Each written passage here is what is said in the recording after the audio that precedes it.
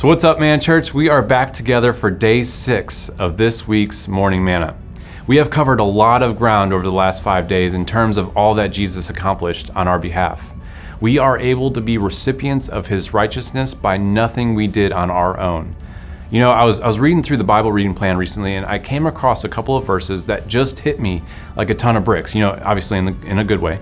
The passage I'm referring to comes from Isaiah 66 verses 1 and 2, where God is speaking through the prophet Isaiah and reiterating his place, God's place, as Lord and Creator of the heavens and the earth. In verse 2, he says this, "These are the ones I look on with favor, those who are humble and contrite in spirit and who tremble at my word." You know, as I was thinking about these verses, I was reminded of a parable Jesus told about the Pharisee and the tax collector in Luke 18.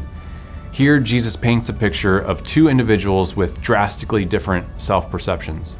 On the one hand, there was a Pharisee who was really declaring his own righteousness to God, thanking him that he wasn't like the others around him, the extortioners, the unjust, the adulterers, or even like the tax collector who was off to the side in the temple. Then Jesus gives us the other side of this picture where he tells us of the heart posture of the tax collector. First of all, the tax collector, he set himself off to the side of the temple. He was so ashamed of himself that he didn't think he could be out in the open or up front and center. I mean, with his head bowed, unable to lift his eyes to God, he simply says, "Be merciful to me, a sinner." Jesus finishes this parable by telling his listeners that the tax collector actually went home justified. The same could not be said about the Pharisee. So as I think about this parable and consider the tax collector's heart posture, I can see how much it hurt him to feel like he was separated from God, which leads me to worship and give thanks even more for what Jesus accomplished on the cross. It is with that mindset that I hope we have been walking together through these last handful of days as we have considered and remembered and meditated on and continued to give thanks and praise for everything Jesus accomplished.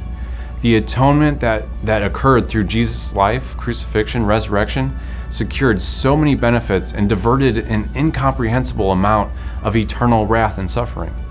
So I want to encourage you to live in a way that makes our lives worth Jesus dying for. Not in a way that sees works as earning our salvation, but instead in a way that our lives are a living testimony of the freedom we have received from surrendering our lives to Jesus. You know, I have enjoyed our time together so much this week. I hope you have been blessed by it as much as I have. We'll see you next time. Love you.